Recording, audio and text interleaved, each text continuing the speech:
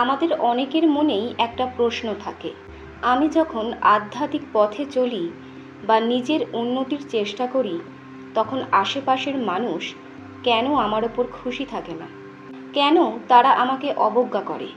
আজ আমরা আচার্য প্রশান্তের দর্শনের মাধ্যমে জানব এই দুনিয়া আসলে কিসের ভাষায় কথা বলে এবং কেন দুর্বল মানুষের আধ্যাত্মিকতাকেও দুনিয়া সম্মান দেয় না। আচার্য প্রশান্ত খুব স্পষ্টভাবে বলেছেন যে এই দুনিয়াটা অত্যন্ত স্বার্থপর। এটি কেবল শক্তি, টাকা এবং দাপটের পেছনে ছোটে।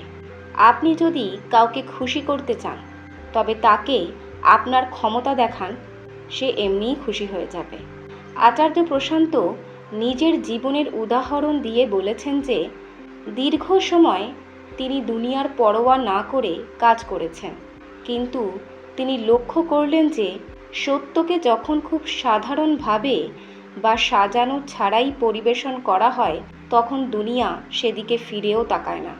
2019 সালের পর থেকে তিনি যখন সোশ্যাল মিডিয়ায় বিজ্ঞাপনের মাধ্যমে নিজের ক্ষমতা ও প্রভাব বিস্তার শুরু করলেন, তখন এই দুনিয়া তার পেছনে ছুটতে শুরু করলো। তার মতে ইগো বা অহংকারের কেন্দ্রবিন্দু হলো ক্ষমতার কেন্দ্র।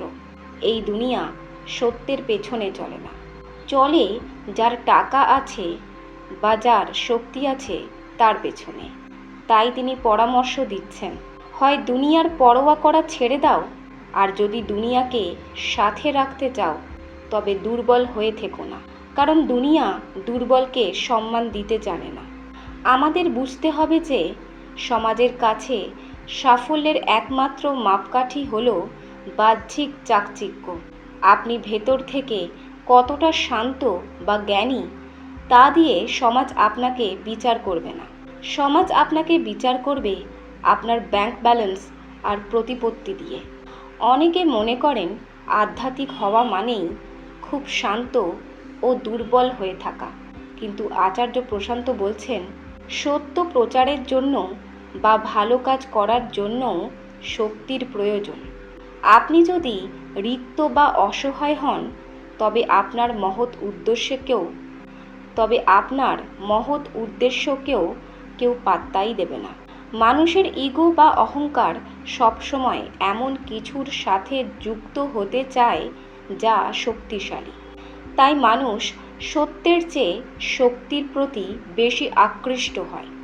এখান থেকে আমাদের শিক্ষা নিতে হবে যে আমরা যদি সত্যি সমাজে কোনো পরিবর্তন আনতে চাই, তবে আমাদের কেবল জ্ঞানী হলে চলবে না, আমাদের মানসিকভাবে এবং সামাজিকভাবেও শক্তিশালী হতে হবে। সত্যকে জেতানোর জন্য শক্তির অস্ত্র ব্যবহার করা অন্যায়ের কিছু নয়।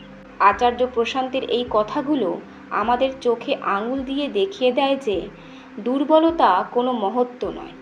আপনি যদি সত্যের পথে চলেন, তবে নিজেকে এতটাই শক্তিশালী করে তুলুন যাতে আপনার সত্যকে কেউ অবজ্ঞা করতে না পারে। দুনিয়াকে তোষামোদ না করে নিজের শক্তির ওপর কাজ করুন। এই ধরনের গভীর জীবনবোধের আলোচনার জন্য বোধের আলো চ্যানেলটি সাবস্ক্রাইব করুন।